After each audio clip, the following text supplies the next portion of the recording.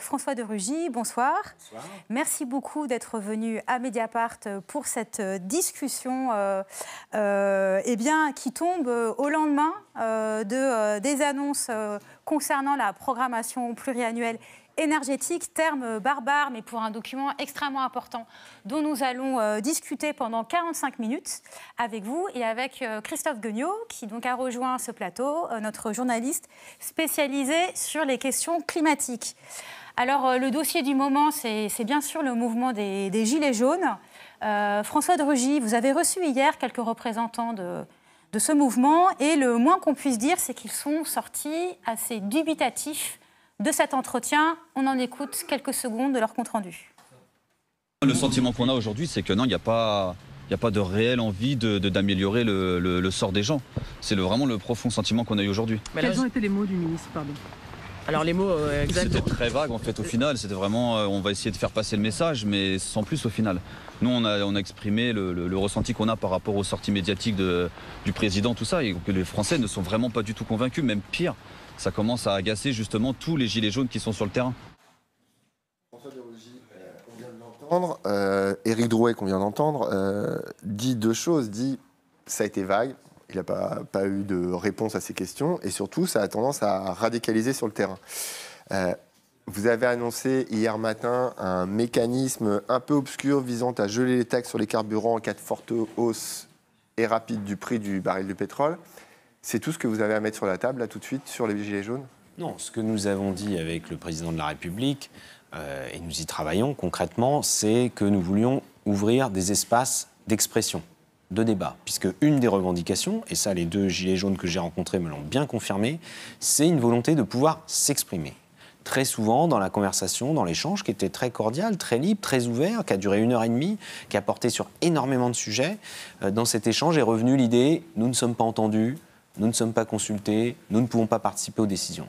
Et donc nous proposons qu'il y ait un espace de débat. Moi j'ai dit d'ailleurs 3-4 mois pour arriver jusqu'à février ou mars, pour ne pas qu'on donne l'impression de repousser à très loin ou s'enliser. Mais paradoxalement d'ailleurs, une de leurs demandes était de dire mais il faudrait que ce soit permanent. Et dans le fond, c'est aussi une aspiration démocratique, de participation citoyenne, peut-être plus encore que les sujets de transition écologique ou de fiscalité sur les carburants, où M. Drouet, qu'on vient d'entendre, dit c'est 1% de nos préoccupations, 1% de nos revendications à nous, Gilets jaunes. Et c'est important de l'entendre, ça. Mais qu'est-ce qui peut sortir de ces dialogues, 3 mois de dialogue? On a l'impression que c'est un peu aussi pour endormir le chaland. Et puis, qu'est-ce qui va se passer? Parce que quand vous créez un lieu de débat, en général, c'est pas pour un lieu où tout le monde s'endort. C'est plutôt eux veulent être entendus. Ils ne veulent pas simplement s'exprimer. Ils veulent que vous les entendiez et que la politique du gouvernement change. C'est pas simplement une demande d'expression. On discute et on va... jeudi et vendredi, avec le Premier ministre, rencontrer beaucoup d'acteurs associatifs, syndicaux, aussi patronaux, des élus, pour voir comment on pourrait organiser ces débats, pour que ces débats soient ouverts et qu'ils soient vraiment territorialisés, que ce ne soit pas simplement une grand-messe nationale ou quelques grand-messes régionales. Bon. Deuxième chose, moi, l'idée que j'ai, mais encore une fois, on va en discuter, c'est qu'il y a un besoin d'expliquer ce que l'on fait. Alors vous allez me dire, oui, mais ça, c'est le travail de pédagogie du gouvernement. Oui, mais en interaction. Si on le fait simplement avec des campagnes de communication ou des interviews, c'est utile, mais ça ne suffit pas. Il faut que nous, les membres du gouvernement, moi, le ministre de la Transition écologique et solidaire, d'autres, le budget, l'économie, des députés, les sénateurs, puissent en quelque sorte expliquer ce que nous faisons directement avec des gens qui contestent ce que nous faisons. Ensuite, et puis peut-être que d'ailleurs les esprits, les points de vue peuvent évoluer, c'est ça aussi la vertu du débat. Et puis surtout, il y a la question de faire émerger des propositions nouvelles d'accompagnement social, solidaire de la transition écologique. Mais ma conviction, pour avoir déjà discuté 2 fois, parce que j'avais discuté aussi en Vendée il y a 2 semaines et demie, sur le terrain, directement, comme ça, de façon impromptue, avec des gilets jaunes, c'est qu'en fait, la discussion, elle va porter sur beaucoup d'autres sujets que l'accompagnement de la transition écologique et solidaire. Donc, vous voyez ce que nous avons nous-mêmes dit avec le président de la République hier, peut-être qu'il va falloir le faire évoluer dans les jours qui viennent, et que les débats eux-mêmes vont amener à réfléchir, à proposer sur bien d'autres sujets. En gros, est-ce que vous pensez détenir un peu une clé pour rendre la fiscalité écologique acceptable? Est-ce qu'il y a un truc là? Enfin, comment vous allez faire ça dans le débat? Alors, il y a plusieurs sujets. Il y a évidemment la fiscalité en général. Et s'exprime dans ce mouvement vraiment une forme de trop-plein fiscal. L'une des personnes m'a dit concrètement, elle dit, moi voilà, avec ma femme, nous sommes un couple, nous travaillons tous les deux, il ne m'a pas dit le niveau de salaire qu'ils avaient. Nous payons de l'impôt sur le revenu et nous payons des impôts locaux, impôts, taxes d'habitation, taxes foncières, puisque nous sommes propriétaires. Et en tout, ça fait 700 € par mois, à nous deux. Donc, considérez que ça ampute leurs revenus de 700 € par mois, puisqu'ils sont mensualisés. Et à cela s'ajoutent bien sûr bien d'autres impôts. Bon, ça, c'est un sujet qui est sur la table. C'est pas nouveau. Je constate quand même qu'un certain nombre de politiques qui contestent la fiscalité écologique ou qui contestent son utilisation, ou qui contestent le manque de redistribution sociale, sont assez sourds, en revanche, à cette expression sur le trop-plein fiscal. Et pourtant, toutes les statistiques le montrent. En effet, pendant les 10 dernières années, à cause de la crise d'ailleurs, à cause des dépenses publiques qui ont explosé, du déficit, de la dette, on a augmenté les impôts, en 2 vagues d'ailleurs, sous la présidence de Sarkozy en 2010-2011 et sous la présidence de Hollande en 2012-2013. Oui, mais pour revenir sur la fiscalité écologique, ce qui apparaît aussi, c'est que, en gros, une personne qui est riche, elle est beaucoup plus productrice de CO2 qu'une personne aux revenus faibles, mais que la fiscalité écologique ne regarde pas comment ça se passe et tape tout le monde de la même façon. Non, la fiscalité écologique, elle ne regarde pas le revenu de celui qui consomme de l'énergie. Ça, c'est vrai. Donc elle pénalise d'autant plus le bas revenu. C'est que dans les bas revenus, la part de dépenses énergétiques est plus importante que dans les revenus riches. Tout dépend de la consommation d'énergie. Oui, mais globalement, c'est quand même ça sur les chiffres attendez, des Français. Non. Là, il faut regarder les choses en face et c'est important. Mais en revanche, il n'y a pas de solution identique pour tout le monde. Mais si vous avez quelqu'un qui vit en HLM, qui a des faibles revenus dans une grande ville ou dans une ville moyenne, moi, je peux vous dire, je suis élu de Nantes. Il y a un des quartiers de ma circonscription, il y a 50% des gens qui vivent en HLM. C'est le quartier de Nantes où il y a le moins de voitures. Oui. Où les gens possèdent le moins de voitures. Donc vous voyez, la question des carburants n'est pas centrale pour eux. Non, et eux, ils vont payer très peu de taxes carbone puisqu'ils consomment très peu de carburant. Oui, en revanche, quelqu'un qui, dans ma même circonscription, à quelques kilomètres de là, habite dans la commune la plus riche de fait de tout l'Ouest, c'est comme ça, c'est les statistiques, et qui a 3 voitures, qui a une piscine chauffée, qui a une grande maison, qu'il chauffe beaucoup en hiver, qu'il va climatiser en été, lui, il va payer beaucoup de taxes carbone. Donc vous voyez, c'est lié à la consommation d'énergie. Après, il ne faut pas vouloir faire jouer à la fiscalité écologique tous les rôles. C'est-à-dire, la fiscalité écologique, elle ne peut pas résoudre toutes les inégalités qui existent par ailleurs. L'impôt sur le revenu est progressif en France. Il y a beaucoup de gens, il y a la moitié des gens qui ne le payent pas. Et on a renforcé la progressivité ces dernières années. Vous savez, c'est-à-dire vous savez quand même qu'il y a 25% des gens qui payent 75% de l'impôt sur le revenu. Ça, c'est la progressivité. Oui, il y a d'autres impôts qui sont proportionnels, la CSG, puis il y a d'autres impôts qui sont liés, par exemple, à la surface du logement. Et encore, c'est la taxe d'habitation. Comme on a considéré que c'était injuste, par exemple, on a décidé de le supprimer. Vous savez très bien, François de Rugy, qu'une des choses qui a provoqué la colère des citoyennes et citoyens qui sont dans les rues ces jours-ci, c'est la différence de traitement entre, d'un côté, cette fiscalité écologique qui, comme vous le disiez très bien, est aveugle socialement, donc n'est pas redistributive, au contraire. Et comme elle est la même pour tout le monde, bien, mécaniquement, elle impacte davantage les plus bas revenus, parce que plus on est pauvre, plus on consacre une part importante de ses dépenses à l'énergie, et même si on ne pollue pas beaucoup, c'est juste quelque chose de mécanique qui est établi par plein de travaux de sciences humaines. Mais attendez, je voulais finir ma question.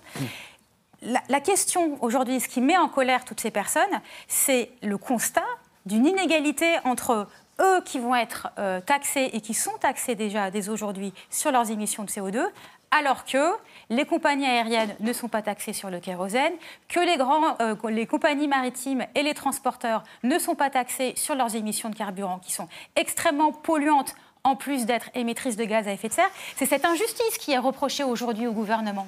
Alors, il y a plusieurs choses. Et rien n'a été répondu à ça hier. Je ne vais pas revenir indéfiniment sur le raisonnement, mais la fiscalité écologique, elle est fondée sur les émissions de CO2, les émissions de carbone. Donc, ça, on a compris. Plus vous consommez de carburant, de fuel pour le chauffage... Non, mais par exemple, vous vous chauffez au fuel, vous allez payer en effet de la taxe carbone sur le fuel. Vous vous chauffez au bois, vous ne payez pas de taxe carbone sur le bois. Oui. Bon, mais répondez, mais voyez quand même, et vous savez bien qu'une... Non, mais je vais y répondre. Mais il y a quand même une grande différence, évidemment, qu'il faut avoir en tête, et qui est sans doute forte dans ce mouvement des Gilets jaunes. C'est aussi la situation territoriale. selon que vous vivez dans un endroit où vous êtes très dépendant de la voiture pour vous déplacer tous les jours, pour aller travailler. C'est pour ça que c'est beaucoup des gens qui travaillent d'ailleurs, plutôt que des retraités ou des gens qui sont demandeurs d'emploi, qui sont dans ce mouvement, parce qu'ils ont besoin de leur voiture tous les jours pour aller travailler. Bon. Et ça, évidemment, là, ça pèse. Et c'est pas de la même façon pour quelqu'un qui a le même revenu, qui a la même situation sociale, mais qui n'habite pas dans le même endroit. Il faut quand même s'interroger, ça c'est quand même notre responsabilité politique, de pourquoi on a construit un modèle pendant plusieurs dizaines d'années, un modèle d'urbanisme, un modèle de transport qui a été fondé sur la voiture. Et moi je dis que le piège se referme. Et nous, toute notre politique, c'est de sortir les Français de ce piège. Maintenant, sur le transport aérien ou le transport maritime. Qu'est-ce qu'on fait ? D'abord, sur le transport aérien français, c'est-à-dire les lignes intérieures. En effet, il n'y a pas de taxe sur le kérosène, sur le carburant des avions. Mais vous savez que dans le billet d'avion, il y a 54% de taxes. 54%. Ouais. Donc qu'est-ce qu'on fait, c'est François pas très loin. C'est vous qui êtes ministre de la Transition écologique. Oui, qu'est-ce qu'on fait pour rétablir ce niveau de taxe n'est pas très éloigné du niveau de taxe sur les carburants.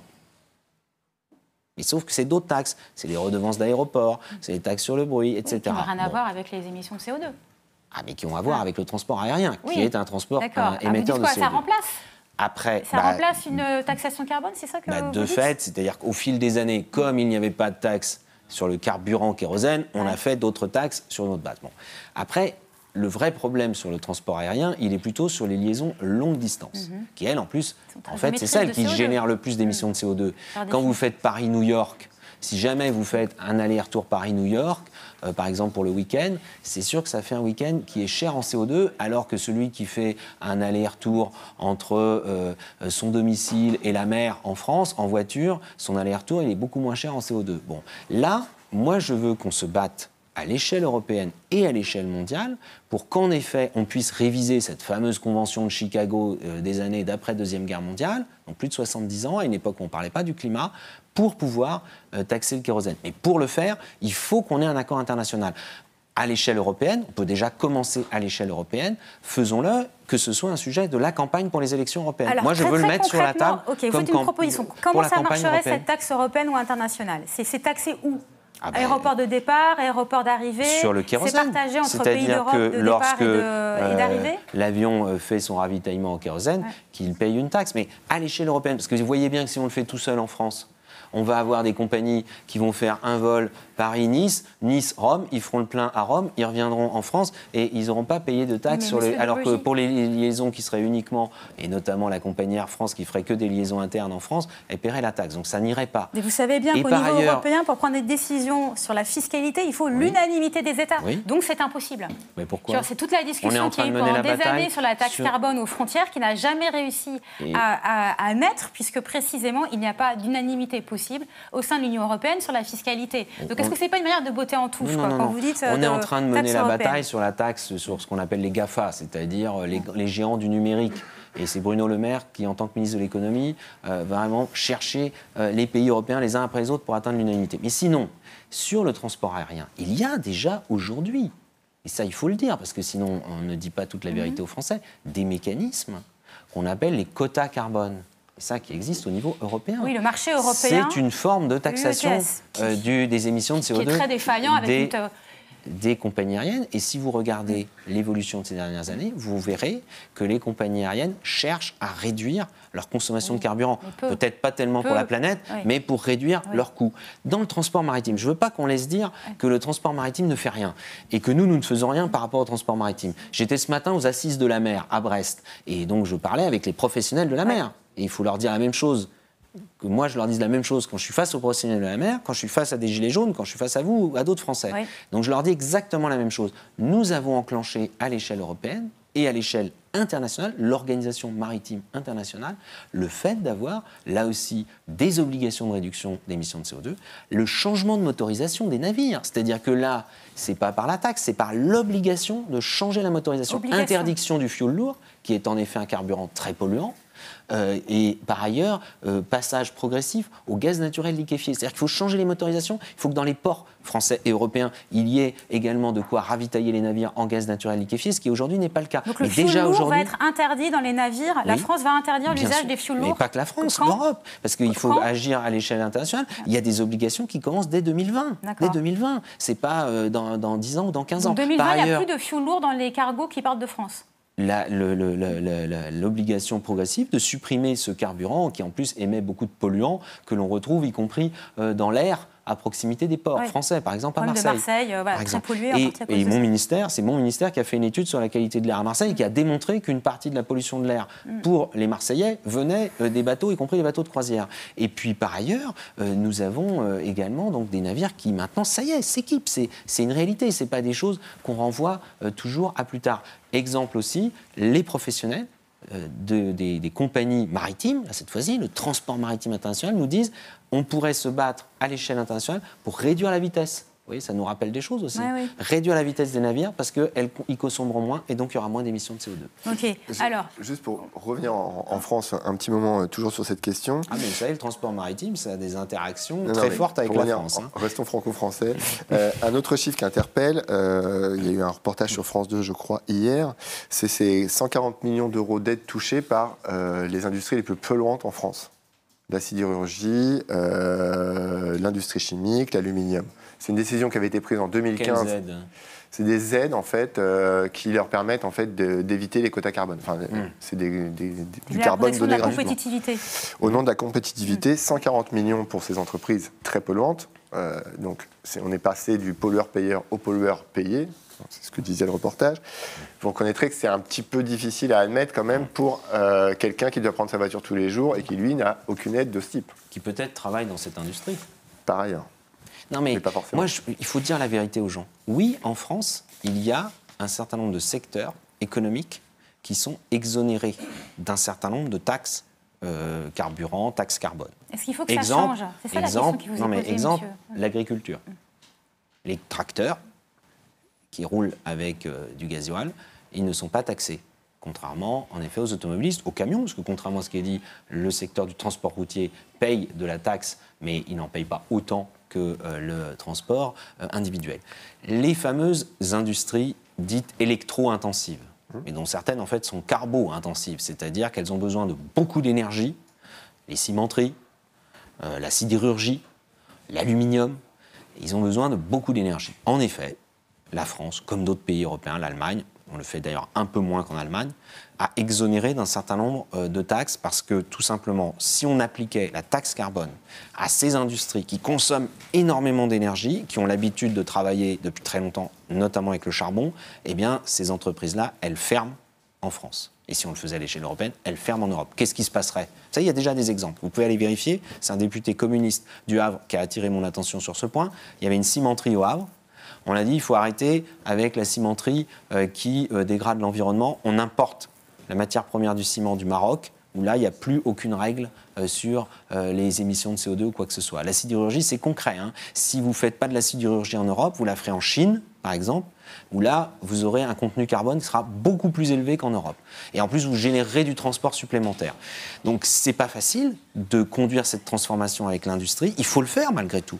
Il faut rechercher des solutions qui vont permettre de réduire les émissions de CO2 aussi dans la sidérurgie. Mais moi, j'assume le choix de ne pas tirer un trait comme ça, du jour au lendemain, sur la sidérurgie. Et je crois que vous auriez d'autres manifestations, et je ne sais pas si la couleur du gilet serait la même, mais vous auriez d'autres manifestations si on fermait. Non, mais moi, ça ne me fait pas rire, parce que vous savez, moi, par ailleurs, je suis un Lorrain par ma mère, un arrière-petit-fils de mineur de charbon, et en Lorraine, moi, j'y suis allé récemment pour la centrale thermique au charbon de Saint-Avold, que nous allons fermer. Mais quand vous allez discuter, parce que c'est facile de dire sur un plateau ici, on va fermer la centrale thermique au charbon de Saint-Avold, tout le monde est d'accord. Parce que le charbon, c'est sale, le charbon, ça pollue, le charbon, ça émet beaucoup de CO2. D'ailleurs, on va le faire en France, comme ça, on pourra le dire aux Allemands, aux Polonais et aux autres de le faire aussi. Tout ça est vrai. Mais il faut aller le dire aussi aux salariés concernés. Moi, je l'ai fait. Et vous savez, il y en a qui m'ont dit « Oui, on sait bien que le charbon, c'est condamné. Mais qu'est-ce que vous nous proposez à la place ?» Et ils disent, par exemple, « Nous, on aimerait bien continuer une centrale à gaz. On en a déjà 2 tranches, on pourrait en faire d'autres. » « Ah ben non, ça émet aussi du CO2. » Oui, mais alors on pourrait peut-être faire d'autres industries, parce que nous, en Lorraine, on a déjà eu beaucoup de fermetures d'industries, notamment dans le charbon et notamment dans la sidérurgie. Alors, c'est un peu la règle de ce type d'émission de devoir passer d'un sujet à l'autre. On pourrait continuer longuement parce que c'est le propre de mon ministère. C'est un sujet essentiel de cette question de l'accompagnement social de la transition énergétique, un dossier évidemment auquel vous allez être confronté pendant tout le temps que vous serez au ministère. Mais il y a un autre sujet qu'on avait à cœur de soulever avec vous, c'est celui de la rénovation des bâtiments. Et pourquoi ? Parce que les bâtiments sont une des principales causes d'émissions de gaz à effet de serre en France, mais aussi parce qu'ils vivent des millions de personnes qui sont des précaires énergétiques et qui sont quelque part les premiers impactés, en fait, par l'échec de ces politiques de rénovation jusqu'à présent. Des personnes qui ont des revenus pas forcément très pauvres, mais en tout cas des personnes pas très riches, des revenus plutôt moyens, modestes, et qui se retrouvent coincées dans des logements énergivores, donc des logements qui dépensent beaucoup d'énergie et donc qui leur coûtent beaucoup en facture d'énergie. Donc c'est un sujet d'écologie, mais c'est presque avant tout un sujet social et un sujet de justice sociale. Or, très honnêtement, quand on regarde les propositions qui ont été faites hier dans cette fameuse programmation pluriannuelle énergétique, il y a quand même pas beaucoup de choses concernant la rénovation des logements. Vous prévoyez la rénovation de 2,5 millions de logements d'ici à 2023. On peut dire, voilà, c'est quand même un chiffre relativement ambitieux. Ça représenterait un rythme de 500 000 logements par an rénovés. Or, pour l'instant, ça ne se fait pas. Et ça fait 10 ans qu'on a voté ce type d'objectif. Ça ne se fait pas, c'est bloqué pour plein de raisons. Qu'est-ce qu'on fait ? Qu'est-ce qu'on fait pour débloquer ce problème ? Alors d'abord, vous avez raison, et nous on l'a bien identifié, on met carte sur table. Si on veut réduire nos émissions de CO2, il faut absolument baisser les consommations d'énergie. Il faut l'assumer. Et deuxièmement, il faut le faire dans le logement, dans le bâtiment tertiaire, les bureaux, peut-être ces bureaux aussi. Ils sont récents, donc sans doute ils sont bien isolés. Contrairement à ce que vous avez dit, ce n'est pas d'abord un échec des politiques de rénovation, c'est surtout un échec des politiques du logement d'il y a quelques dizaines d'années où on disait zéro norme. Sur la construction des logements neufs. Donc on a construit... Non, mais c'est pas... Non, mais ce que je voulais dire, c'est que ça fait 10 ans qu'on a voté des objectifs très ambitieux de rénovation et qu'elle ne se fait pas. C'est là où il y a un échec. On a quand même voté des obligations sur les logements neufs, et heureusement qu'on l'a fait. Ouais. Parce que tous les logements qui sont construits maintenant depuis une dizaine d'années ont de bien meilleures capacités, et ceux qui y vivent peuvent en profiter. 1%. Oui, mais c'est déjà ça. Non, mais c'est déjà ça. Enfin, bon, on 1%. ne continue pas les erreurs du passé. Ouais. Non, mais parce qu'à l'époque, vous savez qu'on a eu des débats, ça va renchérir le coût du logement, donc les gens pourront moins bien se loger, donc c'est aussi les plus... Non, on a protégé ceux qui sont justement les plus modestes. Sur la question de la rénovation, moi je pense qu'en effet, il faut qu'on revoie complètement notre mode de fonctionnement, puisque ce que nous avons fait depuis 10 ans n'a pas marché, ou en tout cas n'a pas été à la bonne échelle. Ouais. Donc, quelles sont les pistes ? Moi je veux réunir très rapidement tous les professionnels concernés. Le bâtiment, professionnels du bâtiment, qui sont demandeurs d'ailleurs, parce qu'ils y voient des chantiers avec de l'activité et des emplois. Deuxièmement, les professionnels du logement, c'est-à-dire ceux qui gèrent des logements, y compris le logement social, logement privé, etc. Troisièmement, les grands groupes, ou les plus modestes, d'énergie, qui eux sont fournisseurs d'énergie, mais qui sont aussi fournisseurs de plus en plus de solutions d'économie d'énergie, qui disent plutôt que de vendre du gaz, du fioul, de l'électricité, on peut vendre une solution globale de gestion de l'énergie. Ils le font déjà. L'efficacité énergétique, mot qui n'a jamais été prononcé hier. Et bon, écoutez, moi je le prononce plusieurs fois par jour. D'accord. En l'occurrence, ces groupes énergétiques, EDF, Engie, d'autres, ils proposent déjà ça aux entreprises. Et ils disent, on est prêt, dans certains cas, à financer l'investissement. Parce que c'est ça le sujet. C'est comment on finance ces investissements d'amélioration des logements. Amélioration des logements, d'ailleurs, qui sont pour économiser l'énergie, mais qui sont aussi pour améliorer le confort. Moi, j'insiste là-dessus, parce que le premier objectif, c'est de bien vivre dans son logement. Et d'ailleurs, ces logements où on dépense des centaines d'euros par mois, parfois, pour du chauffage, pour être en inconfort, c'est vraiment la double peine. Et par ailleurs, je veux qu'on voit avec les établissements financiers, c'est ce qu'on appelle les prêts verts. Est-ce que c'est le fameux éco-prêt à taux zéro, mais qui jusqu'à présent était sur 10 ans ? Comment vous voulez demander aux gens d'amortir sur 10 ans avec les économies d'énergie, des travaux qui peuvent coûter peut-être 20, 30, 40 000 euros sur une maison, par exemple. Alors qu'il ne reste pas forcément 10 ans. Donc, en moyenne, il faut avoir des durées plus longues, et ce qui leur permettra d'amortir. Et à ce moment-là, les modèles montrent qu'on peut, même sinon gagner de l'argent, en tout cas équilibrer entre l'investissement que l'on fait et les économies de fonctionnement que l'on fait. Est-ce qu'il ne faut pas complètement changer de paradigme et rendre obligatoire la rénovation des logements et attacher au titre de propriété une obligation de rénovation ? Parce que très concrètement, là, on est tellement en retard sur les objectifs. Et on sait que, gardons en tête la discussion du début de la discussion, c'est-à-dire carburant, le prix des carburants va augmenter. Donc les factures, très logiquement, de chauffage de beaucoup de ménages vont augmenter également. Donc le nombre de précaires énergétiques qui dépensent plus de 10% de leurs revenus en facture risque également d'augmenter, je veux dire, mécaniquement dans la conséquence des politiques climatiques qui sont menées. Est-ce que du coup, il ne faut pas ou dans la conséquence de l'augmentation des prix, du pétrole, du gaz sur le marché mondial. Est-ce qu'il ne faut pas du coup être un peu à la hauteur de la situation et se dire, maintenant, on met vraiment de la contrainte, on rend obligatoire et on accompagne. Est-ce que vous seriez favorable à la création d'une obligation de rénovation attachée à la propriété des logements? Alors, c'est en effet un des leviers. Il y a le levier de l'incitation, de l'accompagnement, et qui mobilise des moyens financiers, publics ou privés, qui mobilise des professionnels, des gens qui ont un savoir-faire, parce que ce n'est pas uniquement du financement. C'est aussi comment je me projette dans l'idée que isoler mon logement, soit en étant propriétaire occupant son logement, soit étant propriétaire qui loue le logement. Comment je me projette dans l'idée que c'est une bonne chose, c'est un bon investissement, c'est quelque chose qui va me rapporter, etc. Il y a aussi quelque chose d'un peu culturel à travailler. Bon. Et puis parfois, pour des gens, il y a surtout un accompagnement parce que financièrement, ils ne peuvent pas se lancer tout seuls. Alors, après, sur l'obligation, c'est un autre levier. Mais vous oui savez, ou non moi, vous êtes favorable, vous ou pas? Là, je vous dis franchement les choses. La politique du gouvernement n'est pas de lancer des obligations. En plus, à quelle date? Certains avaient imaginé 2025. Après, ah oui, mais c'est trop loin. Oui, mais si on le fait maintenant, ça va déstabiliser le marché du logement. Vous savez, il y a un exemple. Moi, j'aime bien quand on regarde ce qui s'est déjà fait dans d'autres domaines comparables. C'est les normes pour les personnes handicapées. L'adaptation des bâtiments publics. C'était même pas les logements, c'était l'adaptation des bâtiments publics pour l'accessibilité. En 2005, il y a une loi qui est votée et qui dit que vous avez 10 ans pour le faire. On arrive en 2015. Moi, j'ai connu la période, on arrivait en 2015. Et là, on se rend compte qu'il y a tout un tas de collectivités qui ne l'avaient pas fait, qui ont dit exactement la même chose que d'habitude. Ah, mais nous n'avons pas les moyens. Ah, puis nous, ce sera des travaux trop importants. Et puis, si on fait ces travaux-là, ça veut dire qu'on ne fera pas d'autres travaux. Et vous nous mettez dans des situations. Donc, certains avaient fait des choses, d'autres, on a dû faire un délai supplémentaire. Du coup, certains vont dire « Ah oui, mais alors, la loi que vous aviez votée il y a 10 ans, c'était du vent. » Donc, il faut avoir ça en tête. Vous avez un autre exemple, c'est pour l'assainissement, les maisons qui avaient des fosses septiques. Ouais. On a obligé, à une époque, on a dit à partir d'une certaine date, vous devez mettre aux normes. Et si vous vendez votre maison, il faudra soit que vous l'ayez fait avant, soit que vous donniez une certaine somme à l'acquéreur, à l'acheteur, pour qu'ils puissent faire les travaux. C'est des pistes. Moi, je ne les exclus pas parce que, en effet, en tout cas, est-ce que... Vous n'excluez pas quoi? Le fait qu'il y ait un certain nombre, à un moment donné, par exemple, je le dis, au moment de la revente d'un logement, que là, on fasse le point. Il faut d'ailleurs avoir un diagnostic de performance énergétique qui soit incontestable, des audits énergétiques approfondis, où on puisse dire aux gens, voilà combien ça va coûter de le mettre aux normes, de le mettre à un niveau de qualité pour éviter des trop grandes dépenses de chauffage, par exemple. Et quand on aura ça, pourquoi pas, un jour, en effet, dire il y a une obligation.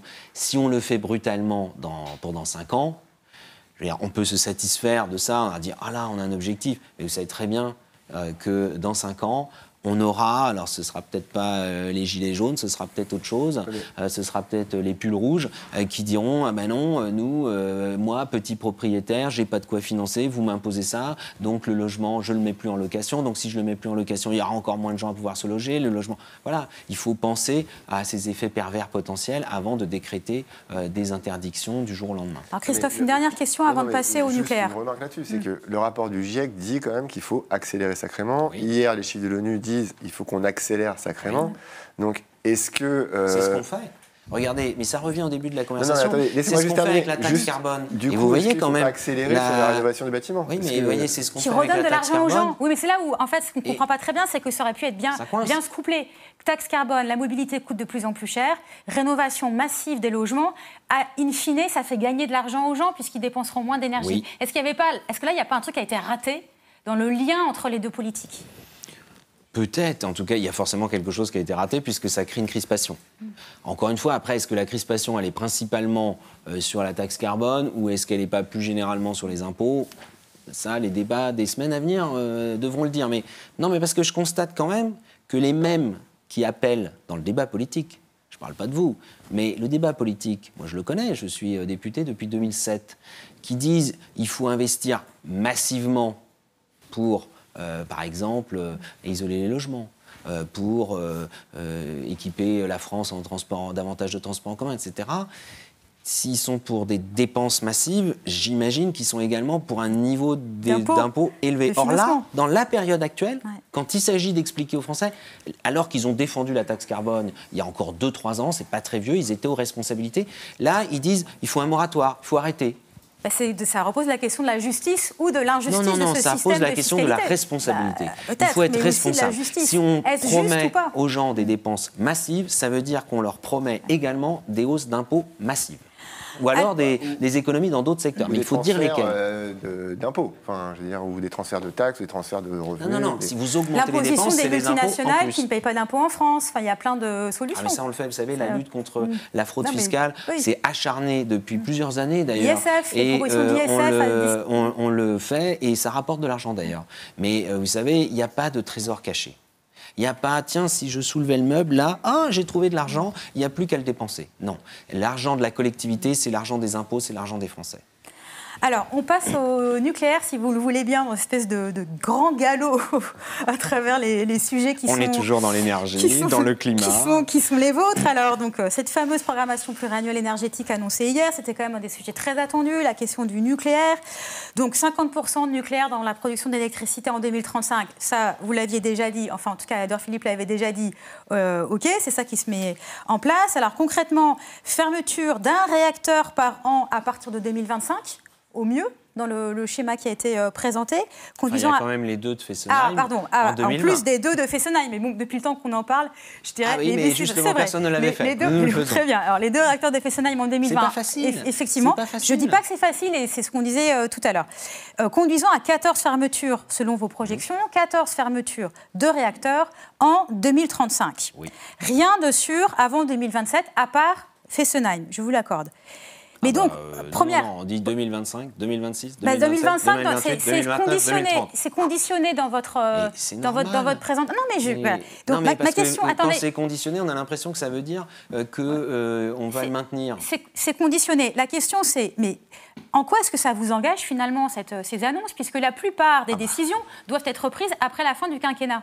Ah non, oui, mais ça, c'est le principe de la programmation pluriannuelle de l'énergie, d'être sur 10 ans. Et objectivement, elle serait sur 15 ans, ce serait pas un mal, parce que vous savez que dans l'énergie, et là je parle vraiment de la production, de la gestion du réseau, agir sur 5 ans, c'est pas facile. Vous savez, on a décidé, ça c'est ce gouvernement-ci... On ne dit pas que c'est facile, monsieur de Rugy. Mais je vous explique pourquoi il y a des temps longs. C'est mon prédécesseur, Nicolas Hulot, qui a annoncé la fermeture des centrales à charbon avant 2022, alors que ces centrales à charbon, elles étaient programmées pour durer encore longtemps. C'est le même raisonnement que sur le nucléaire.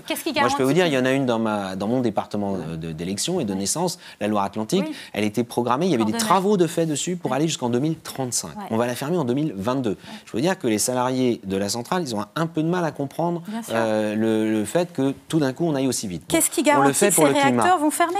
C'est ça la question qui vous est posée. Vous savez, ce qui garantit qu'on va fermer les réacteurs, c'est qu'on mène une transformation profonde de notre système électrique comme jamais depuis, en gros, le lancement du programme électronucléaire français à la fin des années 70. Voilà, c'est ça. Là, on est en train, c'est pas tous les jours, puisque ça, c'était il y a 40 ans. Ouais. Et donc, il y a 40 ans, il y a eu en France un choix de fait, sans débat démocratique d'ailleurs à l'époque, de lancer le programme électronucléaire massivement, massivement. Il y a eu des années, on a construit plusieurs réacteurs, on a mis en service plusieurs réacteurs. Là, aujourd'hui, on n'a pas le même rythme de fermeture. En train de réduire fortement notre dépendance au nucléaire. Et également, on tient compte du fait que ces réacteurs sont de plus en plus âgés, qu'il ne vous aura pas échappé que ces dernières années, il y a eu à plusieurs reprises des arrêts de réacteurs qui ont été décidés non pas par le gouvernement ou par EDF, mais par l'autorité de sûreté du nucléaire. Vous savez, moi, je regarde tous les sujets. Et quand vous dites, c'est quoi les conditions ? Par exemple, il y a les conditions pour pouvoir fermer, d'avoir une production d'électricité en général qui marche bien, et vous avez aussi le fait que pour pouvoir à tout moment faire face à la fermeture, enfin à l'arrêt de réacteurs nucléaires pour des raisons de sécurité, donc d'avoir une capacité de production, notamment d'énergie renouvelable, puisqu'on ne veut plus faire de centrales thermiques. C'est un choix. Oui. Vous savez que la plupart des pays, quand ils ferment des centrales nucléaires, c'est pour mettre des centrales à gaz, et peut-être encore certains aussi du charbon. Alors, monsieur de Rugy, on a fait un petit calcul parce que hier, vous avez nommé 8 réacteurs, qui sont les réacteurs de 900 MW. 8 sites. 8 sites. Ce qui n'est jamais arrivé. 8 centrales. À part Fessenheim. Les autres avaient toujours dit, on verra. Donc on les voit là sur la carte qui s'affiche à l'écran, qui pourraient être, qui sont ceux parmi lesquels vous invitez EDF à choisir quel réacteur fermer, attendez, dans cette échéance de temps. Donc on a fait un petit calcul en regardant quand avaient été branchés ces réacteurs au réseau d'électricité. Et qu'est-ce qu'on découvre? Eh bien, c'est qu'en 2027, donc qui est la première année où vous nous dites, pour sûr, cette année-là, il y aura la fermeture d'au moins un réacteur, en plus de Fessenheim, on ne l'a pas oublié. 2027, ces réacteurs auront beaucoup plus de 40 ans. 40 ans, c'était la durée initialement prévue de fonctionnement des réacteurs nucléaires en France. Donc, par exemple, Bugey, la centrale du Bugey, qui a 4 réacteurs, ils auront entre 49 et 48 ans. Tricastin, 4 réacteurs, ils auront entre 47 et 46 ans. Dampierre, 4 réacteurs, ils auront entre 47 et 46 ans. Je ne vous fais pas toute la liste. Aucun réacteur dans le monde n'a fonctionné au-delà de 50 ans. Donc, mécaniquement, si on suit votre schéma de projection, forcément, avec la fermeture d'un réacteur par année à partir de 2025, soyons gentils, 2025, 2026, 2027, si on suit cette chronologie que vous avez présentée hier avec sa diapo au ministère, mécaniquement, parmi ces réacteurs, il y en a qui auront 50 ans et qui dépasseraient les 50 ans. Sur quoi vous basez-vous pour considérer que c'est une hypothèse envisageable de faire fonctionner ces réacteurs à un âge aussi avancé? Vous savez, en l'occurrence, il y avait 2 possibilités, on peut le dire.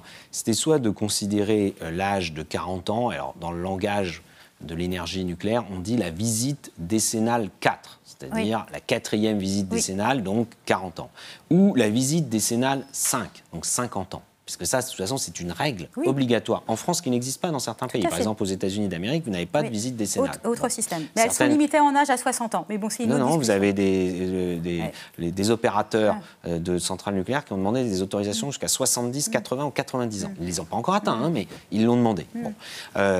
Et donc ça, c'était une forme de débat. EDF disait, nous, on ne veut rien fermer avant 50 ans. C'est un choix économique. On pousse la durée de vie jusqu'à 50 ans si l'autorité de sûreté nucléaire nous y autorise. Et ça vous va, ça, EDF ensuite, qui dit, nous, on veut jusqu'à 50 ans. Vous êtes d'accord en tant que ministre de la transition écologique? Reprojetez la carte. Bah oui, la carte, justement, vous avez vu, on est entre y en a qui vont avoir 45, 46, 47. C'est-à-dire qu'on fait le choix d'en fermer plusieurs avant cette fameuse visite décennale 5. Au mieux 2 réacteurs, puisque avec votre schéma, à partir de 2027. Tous les exemples que vous avez là sont en dessous de 50 ans. Bon. Donc, si vous voulez, c'est une forme de compromis, de dire on étale dans le temps, on a fait Fessenheim, on aura fait Fessenheim dans ce mandat, ce que personne d'autre n'avait jamais fait. Je dis quand même au passage, personne d'autre en France n'a jamais fermé de centrales nucléaires, à part des réacteurs expérimentaux comme Brennilis dans le Finistère et je crois un à Chinon. Bon. En revanche, sur la vague de réacteurs construits dans les années 70-80, personne n'en a jamais fermé. Donc là, vous nous dites, au-delà de 50 ans, vous êtes défavorable à ce que ces réacteurs continuent de fonctionner? Non, je ne dis pas cela. Moi, je dis une chose simple, c'est que l'autorité de sûreté du nucléaire va nous dire déjà à la 4e visite décennale. Mais c'est ce que j'allais dire. Il y a une série. C'est même pas sûr qu'elle puisse aller jusqu'à 46, 47, 48. Mais il n'est pas question. Alors ça, je le dis de la façon la plus claire et ferme qu'il soit, et au nom du gouvernement français, il n'est pas question qu'on joue avec la sécurité nucléaire. Et donc, vous avez remarqué que Flamanville n'est toujours pas, le PR de Flamanville n'est toujours pas autorisé à la mise en service, alors que certains avaient imaginé qu'il soit mis en service dans le mandat de François Hollande. Et parce que l'autorité de sûreté du nucléaire dit non, votre construction n'est pas fiable. Sur les réacteurs existants, je vous le rappelais, l'autorité de sûreté du nucléaire a déjà mis à l'arrêt, pas en fermeture définitive, mais à l'arrêt plusieurs fois un certain nombre de réacteurs. Et sur les 3 dernières années, on a eu en gros un taux de disponibilité qui est entre 60 et 70%. C'est-à-dire que le parc nucléaire français ne tourne qu'à 60 à 70% de sa capacité en hiver, au moment où on en a le plus besoin. Et donc, ça va continuer sur les années qui viennent. Et donc, s'il y a 40 ans, il y a des réacteurs dont l'autorité de sûreté du nucléaire dit il faut réinvestir massivement et que là, EDF dit ah ben non, là, on ne peut plus financer les investissements sur les vieux réacteurs, de toute façon, il faudra les arrêter. C'est pour ça que, par ailleurs, il faut absolument se projeter dans un système électrique plus diversifié. Parce que sinon, vous êtes en état de fragilité. Et donc moi, je défends la sécurité d'approvisionnement de la France. Vous savez que la Belgique, nos voisins belges, ils ont un parc nucléaire un petit peu plus âgé que le nôtre. eh bien, eux, ils ont eu à faire face à des arrêts simultanés de nombreux réacteurs. Et donc, ils sont obligés de faire appel à nous, d'ailleurs, aux Hollandais, aux Allemands, à tous leurs voisins, pour alimenter la Belgique en électricité. Nous allons le faire, d'ailleurs, parce que la solidarité européenne, ce n'est pas un vain mot, mais ce n'est pas facile, parce que nos capacités de production en hiver, par exemple, ne sont pas extensibles. Monsieur de Rugy, vous avez parlé justement à l'instant de l'EPR de Flamanville. Il y a un autre aspect du discours d'Emmanuel Macron qui est légèrement passé inaperçu hier, mais qui nous a semblé très intéressant. On va écouter un petit extrait et vous allez revenir dessus. Je fixe d'emblée à EDF une règle. Aucune fermeture complète des sites. Réduire la part du nucléaire, ce n'est pas pour autant renoncer au nucléaire. Vous l'avez compris. En l'état actuel des solutions disponibles, le nucléaire reste une piste prometteuse pour continuer à pouvoir compter sur une énergie fiable, décarbonée et à bas coût. Nous devons donc poursuivre nos recherches dans ce champ et, là aussi, prendre des engagements clairs. L'EPR en particulier doit faire partie du bouquet d'options technologiques pour demain.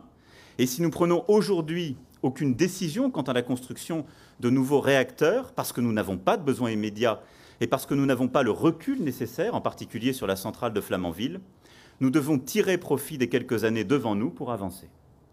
Je demande donc à EDF de travailler à l'élaboration d'un programme de nouveau nucléaire en prenant des engagements fermes sur le prix pour qu'il soit plus compétitif. Tout doit être prêt en 2021 pour que le choix qui sera proposé aux Français puisse être un choix transparent et éclairé. Alors, vous allez me dire tout de suite que c'est optionnel et tout ça, mais il y a un peu tout et son contraire dans cet extrait, parce qu'il dit c'est une industrie prometteuse, mais ça doit rester un choix optionnel, mais finalement, à la fin, il demande quand même à EDF de travailler sur un nouveau programme nucléaire. Donc, est-ce que la France continue de s'attacher au nucléaire, alors que c'est quand même une industrie et une façon de produire de l'électricité qui, dans le monde, a tendance à baisser. Il y a eu que, je crois, 4 réacteurs nucléaires qui ont démarré à travers le monde l'année dernière, 3 en Chine et en Pakistan, c'est tout. Il y a de moins en moins. Le nucléaire est abandonné un peu partout. Et nous, on continue... La Grande-Bretagne a acheté d'ailleurs l'EPR à la France. Cette histoire n'est pas encore réglée. Non, mais bon. Non, moi je veux dire une chose simple, parce qu'il faut dire les choses aussi clairement que possible. La question qui est posée, en effet, c'est celle de l'avenir de la filière nucléaire française. Parce que c'est une filière industrielle qui existe, qui, comme d'autres filières, on en parlait tout à l'heure, fait travailler des gens, qui a une capacité plus ou moins grande, en effet, selon les périodes à exporter, etc. etc. Bon. Mais aujourd'hui, certains pourraient se dire, finalement, en réduisant, on ferme des vieux réacteurs. On ne les remplace pas, puisqu'on réduit la part du nucléaire. Bon, finalement, c'est la mort à petit feu de la filière nucléaire française. En plus, l'EPR, qui était censé prendre le relais, pour l'instant, il n'est toujours pas opérationnel. Donc moi, vous savez, j'ai un critère simple pour l'énergie, et je le martèle sur tous les modes de production, fiabilité technologique, donc sécurité bien sûr, et compétitivité économique. Or, pour l'EPR, ces 2 critères, pour l'instant, ne sont pas réunis. Ni l'un, ni forcément l'autre. Et le président l'a dit, puisque le prix, c'est pour ça que je citais la Grande-Bretagne, la Grande-Bretagne a accepté d'acheter l'EPR avec un coût de production de l'électricité, c'est une référence que tout le monde peut avoir, de 100 € le mégawattheure. Ce qui est beaucoup. Enfin, 100 € en fonction du cours de la livre. Ouais. Ce qui est plus cher que le prix de marché aujourd'hui sur le marché de gros de l'électricité européenne qui est de 60 €. D'où la question de Christophe Gueugnaud. Est-ce que c'est pas une industrie la question, elle est posée. Condamnée. En effet, est-ce que l'avenir de la filière nucléaire française passe par l'EPR ? Sachant qu'il n'y a pas, à ma connaissance, pour l'instant, d'autres développements, il y en aura peut-être d'autres par le futur, mais pour l'instant disponibles, comme technologie disponible sur le nucléaire. Et personne ne propose de refaire des centrales comme il y a 40 ou 45 ans. Donc, à partir de là, eh bien, ce que dit le président est assez clair, c'est on se donne jusqu'à 2021 pour que EDF, qui est aujourd'hui chef de file de la filière nucléaire française depuis la faillite d'Areva, parce que Areva, par ailleurs, a fait faillite il y a 3 ans, et qu'il a fallu réinjecter de l'argent, séparer des activités, etc. Je passe les détails. Eh bien, à partir de là, dira aux responsables politiques que nous sommes, mais aussi aux Français, débat éclairé, transparent, démocratique, voilà quelles sont les conditions auxquelles on pourrait faire, si toutefois, entre-temps, pour ça que le président parle du recul que nous n'avons pas sur le PR. Eh bien, à partir de là, vous voyez bien que nous serons à quelques mois de l'élection présidentielle de 2022 et des élections législatives de 2022.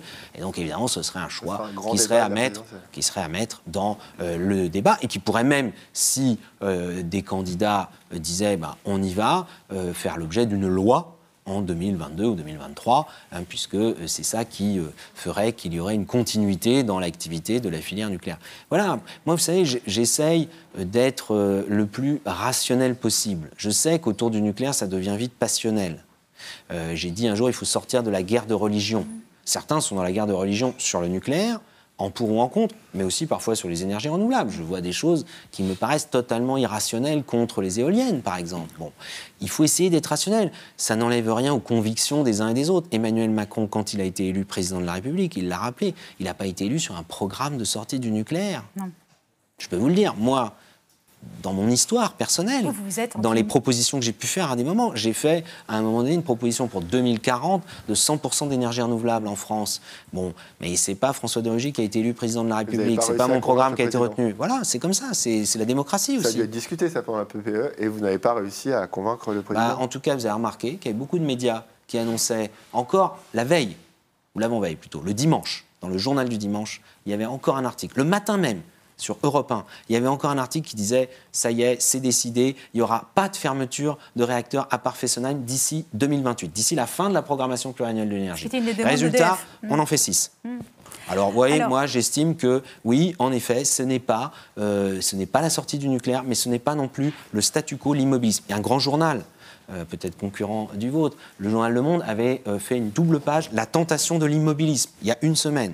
Eh bien non, nous n'avons pas cédé, parce qu'en effet, ça aurait pu être la voie de la facilité, dans ce domaine comme dans d'autres, de céder à la tentation de l'immobilisme. Et vous voyez bien l'inertie en France du système électrique, vu le poids du nucléaire de 75% qui est inégalé dans le monde. Eh bien, nous n'avons pas cédé face à cette inertie. Et par ailleurs, oui, nous mettons en œuvre des engagements pris par le passé, mais qui n'avaient pas été tenus en 5 ans. Oui. C'est la fermeture de Fessenheim. Je vous rappelle quand même, sur la fermeture de Fessenheim, que le décret a été signé 2 semaines avant l'élection présidentielle de 2017 et que ce décret avait été, je ne sais pas si c'est volontairement mal rédigé ou si c'était de l'incompétence, mais évidemment, il a été cassé ensuite. Ouais. Il y a eu une négociation, je permets de le dire quand même, une négociation financière, c'est pas moi qui l'ai conduite, à ce moment-là, qui a de fait contribué à surpayer la fermeture du réacteur de Fessenheim. Eh bien, nous sommes tenus malheureusement par cet engagement qui va nous coûter cher, alors qu'on pourrait faire les choses, et on les fera demain pour les autres réacteurs d'une façon différente. Ça va coûter combien ? Nous, je peux vous dire que nous ne négocions pas du tout de la même façon. On négociera pied à pied. Et je peux vous dire que quand on aura les rapports de l'autorité de sûreté du nucléaire, je vous rappelle quand même qu'entre-temps, il y a eu une enquête sur des éléments de fraude, de triche. De contrefaçon. Donc c'est assez grave. Et donc ce sont des éléments nouveaux qui sont apparus il y a quelques années. Voilà. Après, est-ce qu'il faut pour autant dire dès aujourd'hui on condamne totalement cette filière ? Bon, certains peuvent le prôner, mais ce n'est pas le choix qu'avait porté Emmanuel Macron lorsqu'il était candidat à l'élection présidentielle devant les Français. Monsieur de Rugy, là, vous avez un discours très dynamique. On agit, on n'est pas attentif. Oui, l'écologie qui agit, c'est ce que je revendique. Très bien, mais reconnaissez néanmoins que renvoyer en dehors, après la fin du quinquennat, la fermeture des réacteurs, vous comprenez bien qu'on puisse être un peu dubitatif par rapport à votre volontarisme. Mais alors, vous savez, personne n'avait prôné la fermeture d'autres réacteurs nucléaires. Non. Madame Lindbergh. Ça se trouve, Emmanuel Macron ne sera plus président de la République. Donc, en quoi ça vous engage ? Mais ça, c'est la vie démocratique. Mais dans l'énergie, vous ne pouvez pas raisonner qu'à 5 ans. C'est pas possible. C'est pas possible, vu le fait que c'est un gros paquebot. Et franchement, vous faites prendre des virages progressivement. Par ailleurs, c'est des investissements. Quels que soient par là les modes d'énergie, ce sont des investissements importants. Donc il faut absolument se projeter. Après, vous savez, en effet, là où vous avez raison, c'est si un autre président de la République, une autre majorité est élue en 2022, nous n'en sommes pas là, mais si c'est le cas, il est possible, en effet, il y a peut-être des gens qui prôneront le retour au tout nucléaire. Je vous rappelle que les candidats, par exemple, de droite, M. Fillon, Mme Le Pen, ils avaient prôné en 2017, s'ils avaient été élus, le fait de ne pas fermer la centrale de Fessenheim. Là, c'est concret, voyez-vous. Nous l'avons fait. Nous l'avons dit, nous le faisons. D'autres l'avaient dit, ne l'ont pas fait. Bon, il y a un grand absent. Alors, voilà, on passe un peu en revue les manques du discours d'hier, mais bon, c'est le jeu aussi de l'interpellation démocratique qu'on essaye de mener à Mediapart. Il y a quand même un autre grand absent des annonces d'hier sur le nucléaire, c'est la question des déchets. Or, les déchets nucléaires, c'est un des grands problèmes posés par ce système nucléaire. Ces déchets qui restent radioactifs pendant des dizaines, des centaines, voire des milliers d'années, sans qu'on ait de possibilité aujourd'hui de réduire cette radiation. On sait aujourd'hui que le site de la Hague, donc qui est là où sont, pour expliquer aux gens, stockés les déchets du système nucléaire français déborde. Le site est saturé, si bien qu'EDF aujourd'hui cherche une autre solution. Mais il y a un autre problème assez virulent sur la table du nucléaire, c'est la question de Bure, la question de Cigéo, ce projet de site d'enfouissement des déchets nucléaires français où doivent être, dans le projet, enfouis profondément sous terre les déchets les plus radioactifs, c'est-à-dire les plus virulents, si je puis employer cette image, et pendant le plus longtemps du système nucléaire français. Or, ce projet de Cigéo est aujourd'hui, on va dire, fortement interrogé, voire critiqué pour toute une série de raisons, risque sur la sûreté de son exploitation, risque dans le transport des déchets, puisque l'idée du projet, c'est que tous ces déchets extrêmement dangereux soient acheminés par voie ferroviaire jusqu'au centre d'enfouissement. Donc autant de risques, on peut dire, d'accidents lors de ces transports. Il n'y a pas d'exemple, il n'y a pas de référentiel vraiment comparable à Cigéo dans le monde. Il y a beaucoup de recours juridiques qui ont été déposés contre la manière dont se déroule aujourd'hui la préparation de Cigéo. Et enfin, il y a une interrogation un petit peu plus philosophique, je dirais, mais civilisationnelle, en fait, et qui est très importante. C'est est-ce qu'on condamne un territoire à n'avoir des activités que nucléaires et que liées au nucléaire? Certains opposants dénoncent la nucléarisation du territoire de Bure à l'œuvre à travers ce projet de Cigéo. Donc, toutes ces critiques, toutes ces questions, est-ce que ce n'est pas le moment, Monsieur de Rugy, de réouvrir la question des alternatives à Cigéo? Vous savez, ce sujet des déchets nucléaires, vous avez raison, c'est le point le plus difficile dans la production d'électricité nucléaire, avec le risque d'accident sur les installations de production d'électricité nucléaire. Et c'est une grande différence avec les autres modes de production d'électricité.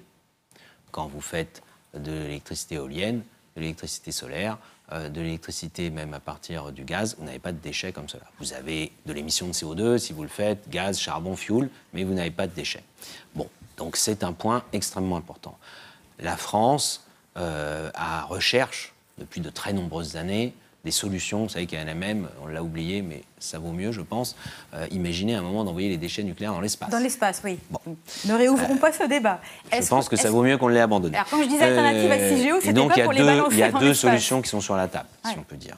Soit le stockage dit de subsurface, je ne vais pas rentrer dans les détails, mais en fait, ce sont un peu comme des grandes piscines dans lesquelles on stocke les déchets nucléaires. Et donc, il y a à La Hague. Pourquoi à La Hague? Parce qu'à La Hague, il y a un centre de retraitement des déchets de façon à éventuellement recycler une partie du combustible et d'en réduire le volume. Et puis, vous avez des stockages de subsurface, toujours dans des piscines, à côté des centrales nucléaires. Bon, ça n'est pas sans inconvénient. Non. Y compris en termes de sécurité par rapport aux éléments que vous avez posés. Et puis vous avez ce projet de stockage en grande profondeur, sans rentrer dans les détails de la géologie, dans des couches d'argile. Parce qu'on considère qu'en quelque sorte, ça va créer une forme de cocon, en plus des fûts, bien sûr, étanches dans lesquels on mettrait ces déchets. Aujourd'hui, à Bure, il y a un laboratoire. Le Cigéo, c'est le laboratoire pour voir comment ça se passerait. De l'Agence nationale des déchets. Parce qu'il faut reconnaître quand même que la France a fait les choses correctement. On n'a pas dit, tiens, on va créer un centre de stockage souterrain sans même l'avoir testé. Donc on s'entoure d'énormément de précautions. D'ailleurs, c'est extrêmement long. Il y aura une décision à prendre pendant ce mandat. Voyez-vous, nous ne renvoyons pas à plus tard. Justement. Il faudra prendre une décision pendant ce mandat. Est-ce qu'on transforme ce laboratoire en centre de stockage? Oui ou non? Vous gardez ouverte l'option qu'il ne devienne pas le centre d'enfouissement Cigéo qui est prévu aujourd'hui? La décision n'est pas encore prise, mais c'est évident que, de toute façon, que l'on arrête toutes les centrales nucléaires demain, dans 10 ans, dans 20 ans ou dans 30 ans, il y aura toujours un héritage de déchets nucléaires. Oui. Et évidemment, si on continue, en plus, on continuera à en produire. Donc, il faut les traiter. Et encore une fois, le stockage actuel n'est pas non plus satisfaisant. Donc il faut tout faire pour en réduire le volume. Ça, c'est la mission de l'usine de La Hague. Et ensuite, il faut trouver une solution de stockage. La Finlande a fait un stockage souterrain également. C'est sans doute pas tout à fait la même géologie, mais quand même a le même principe. En Finlande, ça s'est fait de façon relativement consensuelle. La Finlande est un grand pays de protection de l'environnement, mais est aussi un pays dans lequel il y a du nucléaire. J'irai voir d'ailleurs, moi, en Finlande, parce que je veux me rendre compte par moi-même. J'irai également à Bure, je n'y suis jamais allé, mais j'irai également. Et par ailleurs, nous avons décidé de faire la transparence la plus totale, puisque même sur le site internet de consultation, il y a même les arguments de Greenpeace, mais qui sont des arguments contre. Juste, et d'un mot, s'il vous plaît, est-ce que vous êtes favorable à réouvrir la possibilité d'une alternative à Cigéo pour le traitement des déchets radioactifs du système nucléaire français? À ma connaissance, il n'y a pas d'alternative autre que stockage de surface ou stockage de grande profondeur. Donc voilà, il n'y a pas, non, je ne veux pas réouvrir l'envoi dans l'espace. Donc il n'y a que ces deux solutions sur la table, à ma connaissance, à ce jour. Donc il faudra trancher entre ces deux solutions. Voilà. Entre subsurface et l'enfouissement Cigéo. Donc vous ne fermez pas la porte à ce que Cigéo ne se fasse pas et que se fasse plutôt ce stockage en surface. La décision 1 n'est pas encore prise. 2, ce qui a été... Vous ne l'empêchez pas.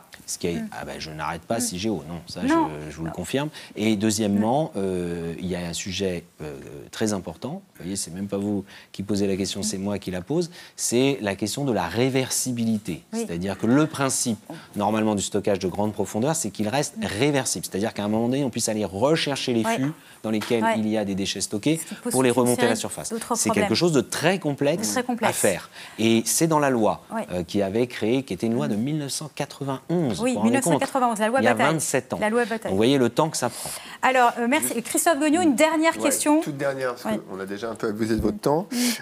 C'est un autre projet qui est vivement contesté dans l'Est, celui du grand contournement ouest de Strasbourg.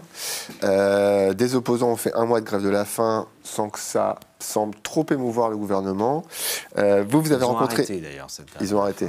Ils ont à leur face, et on aura juste après Michel Dupont qui était un des grévistes de la faim. Vous avez rencontré en octobre la députée locale LREM Martine Vonner. Vous lui avez dit que vous étiez prêt à envisager des alternatives, mais que vous êtes contre la suspension des travaux. C'est bien ça ? Non, elle m'a dit qu'il y avait des alternatives. Je lui ai demandé lesquelles, parce qu'à la réunion, elle et les élus locaux ne les avaient pas amenées. Donc c'est un peu problématique, parce que s'il y en a, il vaut mieux les avoir maintenant.